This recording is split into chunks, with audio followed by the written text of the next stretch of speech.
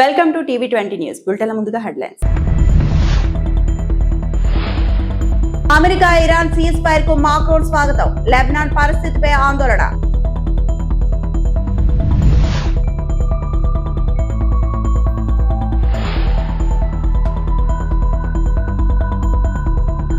అమరావతి పేరిట అవినీతి, మావిగన్ ప్రణాళికతో ప్రత్యామ్నాయం. మాజీ ముఖ్యమంత్రి వైఎస్ జగన్.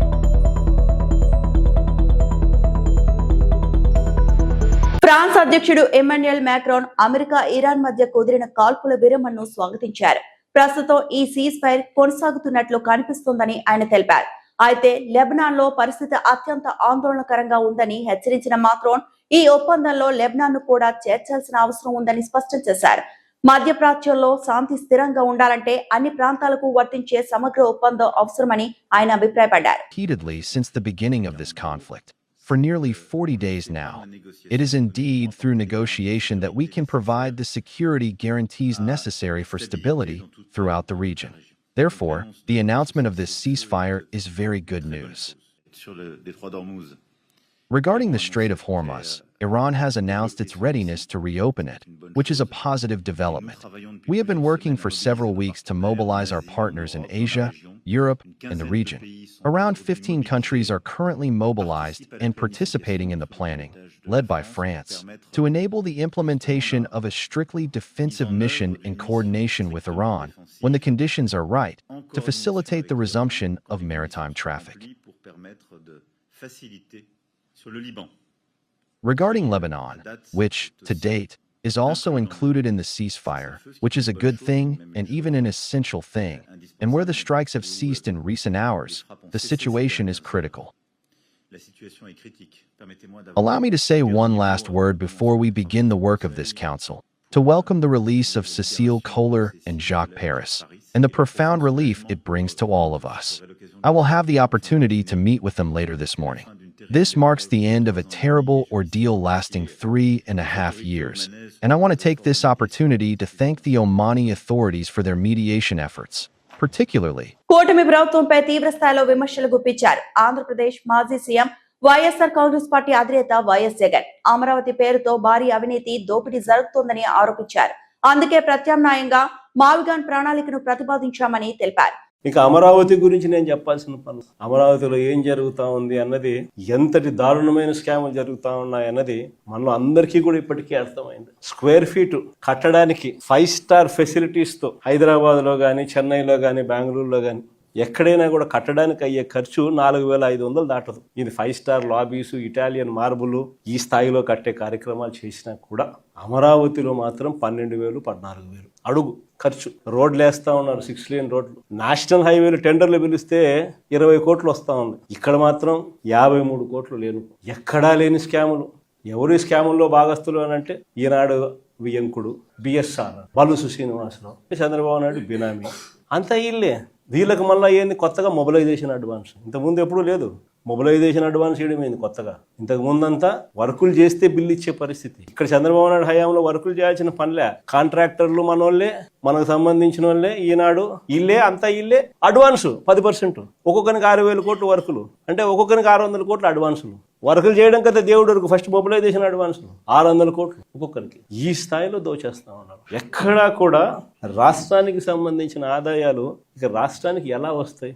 రాష్ట్రానికి సంబంధించిన ఆదాయాలు ఇలా కొల్లగొడతా ఉంటే ఇక రాష్ట్రంలో ప్రజలు, పేదలు, మధ్యతరగతి వర్గాలు వీళ్ళ పరిస్థితి ఏమిటి? పశ్చిమ గోదావరి జిల్లా మండలం మార్టేరు వ్యవసాయ పరిశోధన కేంద్రంలో కిసాన్ మేళా ఘనంగా నిర్వహించారు. ఈ కార్యక్రమంలో వ్యవసాయ శాఖ మంత్రి కింజరాపు అచ్చెన్నాయుడు పాల్గొని రైతులు ఏర్పాటు చేసిన ఉత్పత్తుల స్టాల్స్, వరి బంగడాలు, వ్యవసాయ యాంత్రిక పరికరాలను స్థానిక ఎమ్మెల్యే పితానితో కలిసి సందర్శించారు. ఈ సందర్భంగా రైతులు బహిరంగ సభలో ఆయన మాట్లాడుతూ వైసీపీ హయాంలో వ్యవసాయం నాశనమైంది అని ఆగ్రహం వ్యక్తం చేశారు. గత 5 ఏళ్లలో గోదావరి జిల్లాలో కాలువలో కనీసం మట్టి తీయలేదు అని, వైసీపీలో రైతులు చేసేదేమీ లేక క్రాప్ హాలిడే ప్రకటించారన్నారు. జగన్ దుర్మార్గుడు, 12 లక్షల కోట్లు అప్పు చేసిపోయాడు. చేసిన అప్పులకి వడ్డీ కడుతున్నామని, కూటమి ప్రభుత్వంలో సంక్షేమ అభివృద్ధి 2 కళ్ళు మాదిరి పనిచేస్తున్నాయని, దుర్మార్గుడు జగన్ రైతులకు ఒక్క పరికరం కూడా ఇవ్వలేదు అని, 2027 నాటికి పోలవరం పూర్తి చేస్తామని సభాముఖంగా తెలియజేశారు. 2 శాఖలు ఉన్నాయి. ఒకటి వ్యవసాయ శాఖ. వ్యవసాయ శాఖ అవసరమైనటువంటి సాగునీటి పారుదల శాఖ. ఈ 2 శాఖలు బాగా ఉండేటప్పుడే రైతుకు మంచి జరుగుతుంది, తక్కువ పెట్టుబడితో ఎక్కువ లాభాలు పొందడానికి అవకాశం ఉంటుంది, రైతు వ్యవసాయం చేయడానికి ఉత్సాహపడతాడు.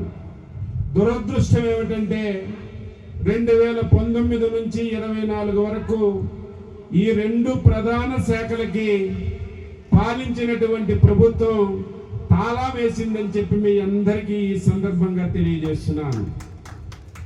5 సంవత్సరాల్లో ఇప్పుడే పెద్దలు మంత్రి గారు వినండి, మాట్లాడండి అని చెప్తున్నారు.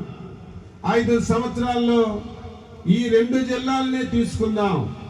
ఈ 2 జిల్లాల్లో ఎక్కడైనా సరే ఒక్క కాలువలో ఒక తట్టిని మట్టి తీసినటువంటి దాఖలాలుంటే మీరెవరైనా చెప్తే దానికి నేను అంగీకరిస్తాను. 5 సంవత్సరాలు ఇరిగేషన్ వ్యవస్థని పూర్తిగా బస్టుపట్టించారు. దీనివల్ల అనేక సమస్యలు వస్తున్నాయి. అధికంగా వర్షాలు పడితే కాలువల్లో నీరు వెళ్ళడం లేదు. మనకి పంట చివరి దశకొచ్చి చేతికొచ్చినటువంటి సమయంలో పంటంతా ముంపుడై రైతుకి తీవ్రమైనటువంటి నష్టం జరుగుతుంది. ముఖ్యమంత్రిగా చంద్రబాబు నాయుడు గారు బాధ్యతలు స్వీకరించారు. కానీ చాలా బాధ, ఆవేదన కలిగింది. 5 సంవత్సరాలు మొత్తం వ్యవస్థలన్నీ చిన్నాభిన్నం చేశారు. ఈ రాష్ట్రాన్ని ఆర్థికంగా కోలుకోలేనటువంటి దెబ్బతీశారు. ఈ రోజు ప్రతి వైసీపీ నాయకుడు మాట్లాడుతున్నాడు, చంద్రబాబు నాయుడు గారు అప్పులు చేసేస్తున్నారని. దీనికి ఆద్యులు మీరు. ఈ రోజు ఈ రాష్ట్రంలో వచ్చినటువంటి ఆదాయం మొత్తం జీతాలకే సరిపోతుంది. మీరు 5 సంవత్సరాల పాలనలో 12 లక్షల కోట్ల రూపాయలు అప్పు చేశారు. ఆ అప్పు కూడా ఎక్కువ వడ్డీలకి తీసుకొచ్చి ఈ రాష్ట్రం మీద అధిక భారాన్ని మోపారు. మీరు చేసినటువంటి అప్పులకి వడ్డీ కట్టాలంటే మళ్ళీ అప్పు చేయవలసినటువంటి పరిస్థితిని తీసుకొచ్చి ఈ రాష్ట్రాన్ని అన్ని విధాలా పూర్తిగా నష్టానికి గురి చేసిన విషయాన్ని ప్రతి ఒక్కరూ విజ్ఞతతో ఆలోచన చేయమని చెప్పి కోరుతున్నాను. ఒక శపథం తీసుకొని పోలవరం ప్రాజెక్టు రేపు వచ్చే సంవత్సరం జరుగుతున్నటువంటి గోదావరి పుష్కరాల కంటే ముందు పూర్తి చేసి జాతికి అంకితం చేయాలని కంకణము కట్టుకొని అహర్నిశలు పనిచేస్తున్న విషయాన్ని మీ అందరికీ ఈ సందర్భంగా తెలియజేస్తున్నాను. పోలవరం ప్రాజెక్ట్ పూర్తయితే కృష్ణా గోదావరి నదులు కలిస్తే, రేపు వంశధార గోదావరి కలిస్తే ఈ రాష్ట్రంలో నీటికి ఇబ్బంది ఉండదు. జిల్లా ఎన్సీడీ అధికారి డాక్టర్ జగన్ మోహన్ సూచించారు. కొమరాడ ప్రాథమిక ఆరోగ్య కేంద్రంలో నిర్వహించిన ఆషాఢే కార్యక్రమంలో ఆయన పాల్గొని ఆరోగ్య సేవలపై సమీక్ష నిర్వహించారు. గర్భిణీల్లో హై రిస్క్ సమస్యలు సకాలంలో గుర్తించి వారికి తగిన వైద్య సేవలు అందించాలన్నారు. పిహెచ్సి ప్రసవాలపై ప్రత్యేక దృష్టి సారించాలని సూచించారు. వేసవిలో ఆరోగ్య సమస్యలు రాకుండా ముందస్తు జాగ్రత్తలు తీసుకోవాలని, గ్రామాల్లో విస్తృత అవగాహన కార్యక్రమాలు చేపట్టాలని ఆదేశించారు. అన్ని ఆరోగ్య కేంద్రాలు, గ్రామాల్లో ఓఆర్ఎస్ అందుబాటులో ఉంచాలని తెలిపారు. దీర్ఘకాలిక వ్యాధిగ్రస్తులపై ప్రత్యేక శ్రద్ధ పెట్టాలని సూచించారు. ఈ కార్యక్రమంలో వైద్య అధికారులు, ఆరోగ్య సిబ్బంది, ఆశా కార్యకర్తలు పాల్గొన్నారు. ఆషాఢే సందర్భంగా కొమరాడ ప్రాథమిక ఆరోగ్య కేంద్రంలో నిర్వహించిన ఆషాఢే కార్యక్రమంలో పాల్గొని వైద్య ఆరోగ్య శాఖకు సంబంధించిన ఆరోగ్య కార్యక్రమాలు అమలు తీరు, అలాగే అందుతున్న వైద్య సేవల తీరుపై సమీక్ష నిర్వహించడం జరిగింది. మరి ఆషాఢే కార్యక్రమం కొమరాడ పిహెచ్సి వైద్యాధికారి డాక్టర్ దేవేంద్ర ఆధ్వర్యంలో నిర్వహించిన కార్యక్రమంలో నేను జిల్లా ఎన్సీడీ మరియు ఆర్బీఎస్కే ప్రోగ్రామ్ అధికారి డాక్టర్ పి జగన్మోహన్ రావు. ముఖ్యంగా మరి ఈరోజు ఆషాఢేలో సారాంశం ఏంటంటే ఈ మాతా శిశు ఆరోగ్యానికి సంబంధించి, అలాగే పోషణ, అలాగే ఈ రకాల వాళ్ళకి గ్రామీణ స్థాయిలో వాళ్ళు నిర్వహించిన కార్యక్రమాల గురించి ఏ విధంగా పర్యవేక్షణ చేస్తున్న అంశాలపై వాళ్ళని సమీక్షించడం జరిగింది. ముఖ్యంగా ఈ మారుమూల గ్రామీణ ప్రాంతాల్లో అయితేనేమి, అలాగే గిరిజన గ్రామీణ ప్రాంతాల్లో కూడా ఈ గర్భిణీలకు సంబంధించిన ఆరోగ్యంపై ప్రత్యేక శ్రద్ధ తీసుకుంటూ, అలాగే ముఖ్యంగా ఐరిస్ గర్భిణీలను గుర్తించడంలో వాళ్ళకి ప్రత్యేకంగా తగు సూచనలు ఇవ్వడం జరిగింది. సమస్యను మనం ఎంత త్వరగా గుర్తించి నివారించగలిగితే మనం తీవ్రత నుంచి కాపాడుకోవచ్చు. అలాగే నిర్దేశించిన షెడ్యూల్ ప్రకారము గడువు తేదీలో ఒక టీకాలు వేయడం, అది కూడా మన శిశు ఆరోగ్య కార్యక్రమంలో ముఖ్యంగా వస్తుంది. అలాగే మరి ప్రస్తుతం వేసవికాల రీత్యా ఖచ్చితంగా మనం ప్రజల్లోకి అవగాహన కల్పించాలి.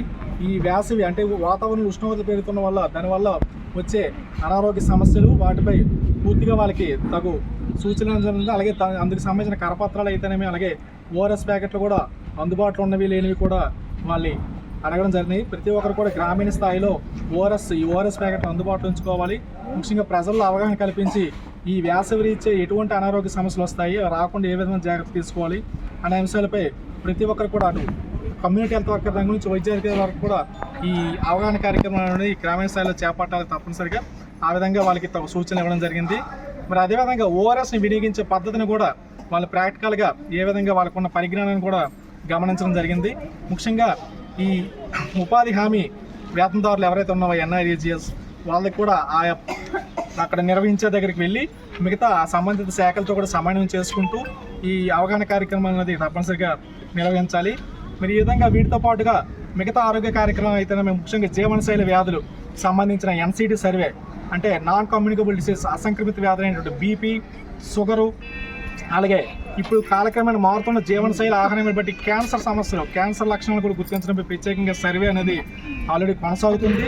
మరి ఆ సర్వే ఏ మేరకు చేశారు అనేది కూడా ఆయా సచివాలయ వారిగా సమీక్షించడం జరిగింది. గ్రామీణ స్థాయిలో కూడా మేము కొన్ని గ్రామాలు కూడా సందర్శించి ఈ క్యాన్సర్ లక్షణాలతో ఉన్న వాళ్ళైతే లేదా ఆల్రెడీ క్యాన్సర్ నిర్ధారణ జరిగిన ఆరోగ్యం ఏ మేరకు ఉంది, అలాగే అమలాపురం అంబేద్కర్ కోనసీమ జిల్లా అమలాపురంలో వైసీపీ శ్రేణులు ఆందోళన చేపట్టాయి. ఆంధ్రజ్యోతి ఎండి రాధాకృష్ణ వ్యాఖ్యలకు వ్యతిరేకంగా హైస్కూల్ సెంటర్లో నిరసన తెలిపారు. మహిళలపై అనుచిత వ్యాఖ్యలు చేశారంటూ రాధాకృష్ణపై చర్యలు తీసుకోవాలని డిమాండ్ చేస్తూ వైఎస్ఆర్ విగ్రహం వద్ద ఆందోళన కొనసాగింది. ఆ తర్వాత ఆంధ్రజ్యోతి కార్యాలయాన్ని ముట్టడికి వైసీపీ నేతలు ప్రయత్నించగా పోలీసులు అడ్డుకున్నారు. ఈ క్రమంలో పోలీసులకు వైసీపీ నేతలకు మధ్య వాగ్వాదం, తోపులాట జరిగింది. జిల్లా అధ్యక్షుడు చిర్ల జగ్గిరెడ్డి మాట్లాడుతూ రాధాకృష్ణ మహిళలకు క్షమాపణ చెప్పాలని, లేకపోతే ఆందోళనలు మరింత ఉధృతం చేస్తామని హెచ్చరించారు. ఆంధ్రజ్యోతి కార్యాలయం వద్ద పోలీసులు భారీ బందోబస్తు ఏర్పాట్లు చేశారు.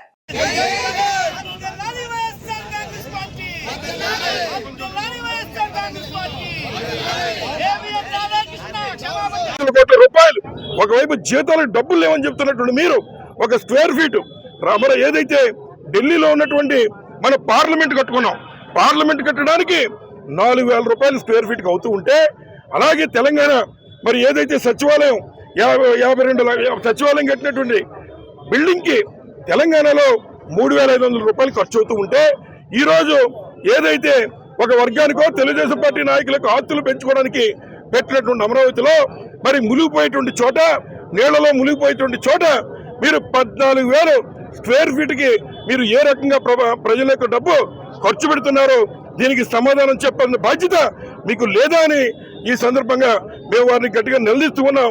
తప్పనిసరిగా ఇటువంటి మాటలు మాట్లాడుతున్న రాధాకృష్ణ గారు ఆయన మాటల్ని బేషరతుగా వెనక తీసుకుని మరి క్షమాపణ చెప్పకపోతే రాబోయేటువంటి కాలంలో మీరు మాట్లాడడానికి నాలుగు ఉండదని చెప్పి ఈ సందర్భంగా తెలియజేస్తూ, ఇవాళ ఈ కార్యక్రమంలో పాల్పంచుకున్న వారందరికీ మరొకసారి హృదయపూర్వక ధన్యవాదాలు తెలియజేస్తూ, మీడియా మిత్రులు కూడా ప్రత్యేకంగా ధన్యవాదాలు తెలియజేస్తూ సెలవు తీసుకుంటారు. అంబేద్కర్ కోనసీమ జిల్లా అంబాజీపేట పోలీస్ స్టేషన్ ఎదుట ఆందోళనకు దిగిన జిల్లా వైఎస్ఆర్ కాంగ్రెస్ పార్టీ అధ్యక్షులు చిర్ల జగ్గిరెడ్డి. స్టేషన్ బయట బైఠాయించి ఆందోళనకు దిగిన జగ్గిరెడ్డి అక్రమంగా అరెస్టు చేసిన వైసీపీ నేతలను విడుదల చేయాలి అని ఆందోళనకి దిగిన వైసీపీ నేతలు. ఆయనవిల్లి మండలం కె జగన్నాథపురంలో వైసీపీ నేతకు చెందిన షెడ్ కూల్చిన అధికారులు ప్రభుత్వ స్థలం ఆక్రమించి నిర్మాణం చేపట్టారని కూల్చివేసిన అధికారులు అన్యాయంగా కూల్చివేశారంటూ ఆందోళనకు దిగిన వైసీపీ నేతలు. ఆయనవిల్లి మండలంలోనే టీడీపీ నేత ప్రభుత్వ భూముల్లో అక్రమ నిర్మాణాలు చేస్తుంటే అవి కనిపించడం లేదా అంటూ వైసీపీ నేతలు ఆందోళన దిగారు. కావాలనే ఉద్దేశపూర్వకంగా వైసీపీ నేత షెడ్ కూల్చివేశారని ఆగ్రహం. స్టేషన్ బయట బైఠాయించి ఆందోళనకు దిగిన జిల్లా అధ్యక్షుడు చిర్ల జగ్గిరెడ్డి, వైసీపీ నేతలు.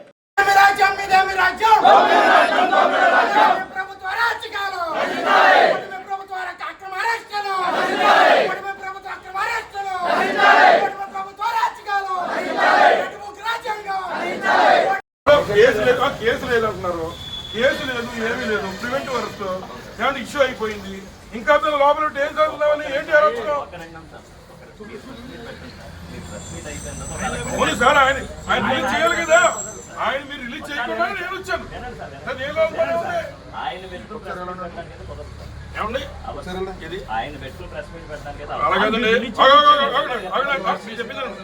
ప్రెస్ మీట్ ఎవరు పెట్టిన వాళ్ళు మీరు చెప్పే రైట్ మీకు లేదు, మీ ఫండమెంటల్ రైట్ ఉన్నది. మేము ప్రెస్ మీట్ ముందు మేము ఇక్కడ స్క్రీన్ అడగ మేము ప్రెస్ మీట్ పెట్టుకుంటా లేదంటే ప్రెస్ వాళ్ళకి మాకు సంబంధించిన అంశం.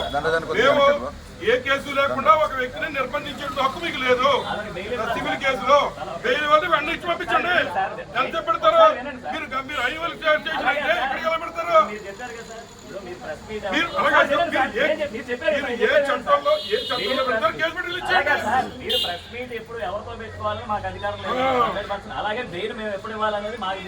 ఎప్పుడు ఇవ్వాలి మీ ఇష్టం కాదు. చేసుకోండి. రైట్, మీరు ఏం చెప్పారు? ప్రివెంటివ్ అరెస్ట్ చెప్పారు.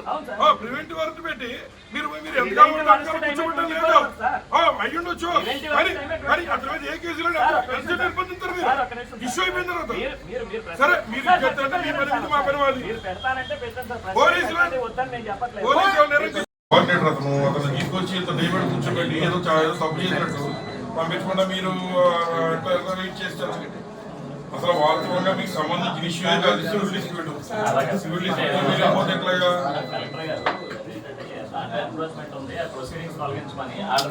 even encouragement has a procedure. Even encouragement has a procedure. You have to issue a notice for them. You have to issue a notice to them even if it is encouragement.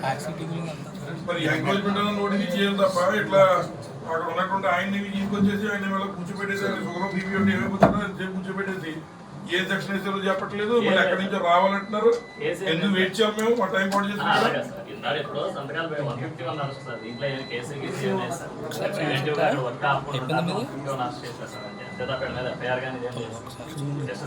తీసుకోండి అలాగా.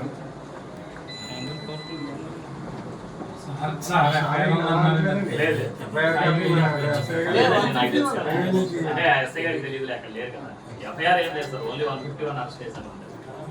Preventive arrest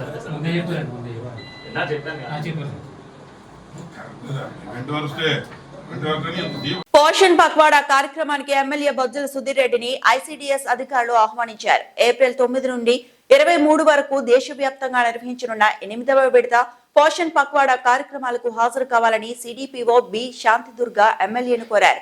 శ్రీకాళహస్తిలోని Panchayati Raj అతిథి గృహంలో కలిసి ఆహ్వానం అందజేశారు. ఈ సందర్భంగా CDPO Shantidurga మాట్లాడుతూ ఈ కార్యక్రమాన్ని అంగన్వాడీ కేంద్రాల ద్వారా గర్భిణీలు, బాలింతలు, చిన్నారులకు అవగాహన కల్పించేలా నిర్వహించనున్నట్లు తెలిపారు. పౌష్టికాహారం ప్రాముఖ్యత, సరైన ఆహార అలవాట్లపై అవగాహన సదస్సులు నిర్వహిస్తామని చెప్పారు. ముఖ్యంగా పిల్లల మొదట 1000 రోజుల్లో మెదడు వికాసంపై అవగాహన కల్పించడం ఈ కార్యక్రమం లక్ష్యమన్నారు. ఈ కార్యక్రమానికి ఎమ్మెల్యే బొజ్జల సుధీర్ రెడ్డి హాజరు కానున్నట్లు అధికారులు తెలిపారు.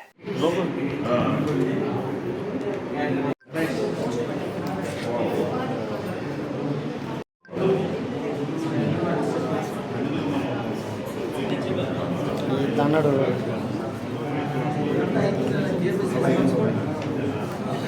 మాట్లాడతాను.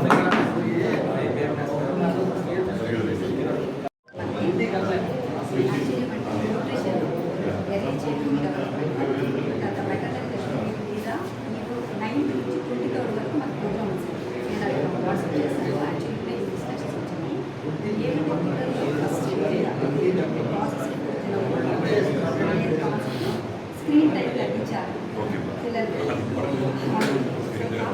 ప్రయత్నం చేయాలి. మాడలు దీని మీద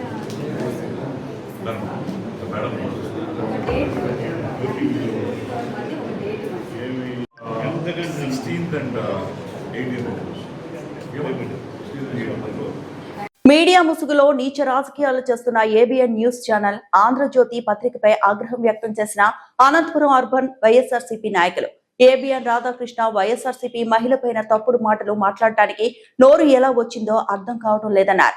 మా నాయకుడు వైఎస్ జగన్మోహన్ రెడ్డి గారు ప్రతిపాదించిన మావిగాన్ ప్రజా మద్దతు లభిస్తుండటంతో ఓర్వలేక ఎల్లో మీడియా తప్పుడు రాతలు రాస్తున్నారని అన్నారు. సాక్షాత్తు రాష్ట్ర ముఖ్యమంత్రి నారా చంద్రబాబు నాయుడు అమరావతి రాజధాని అయితే బాగా దోచుకోవచ్చని ఉద్దేశంతో సంబరాలు చేసుకుంటున్నారు అని అన్నారు.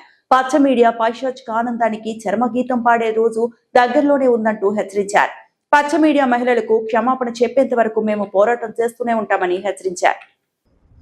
అనంత వెంకటరామరెడ్డి గారి ఆదేశాల మేరకు, జగన్మోహన్ రెడ్డి గారి సూచనల మేరకు రాష్ట్ర వ్యాప్తంగా ఏదైతే మొన్నటి రోజున రాధాకృష్ణ గారు మహిళలు పనిచేసిన వ్యాఖ్యలను మనం అందరూ తీవ్రంగా ఖండిస్తున్నాం. నిన్నటి రోజున హైదరాబాద్ లోను కూడా ఏబిఎన్ ఆఫీస్ దగ్గర వెళ్ళి మన ప్రజాప్రతినిధులు కావచ్చు, ఎక్స్ఎమ్మెల్యేలు, ఎక్స్ మంత్రులు అందరూ కూడా వెళ్ళి అక్కడ శాంతియుతంగా డెమోక్రసీ వేలో చేస్తున్నా కూడా అక్కడ తీరును చూస్తే, ఆ పోలీసులు ఏ విధంగా తీరును చూస్తే కూడా మనం దాన్ని కూడా తీవ్రంగా ఖండిస్తున్నాం.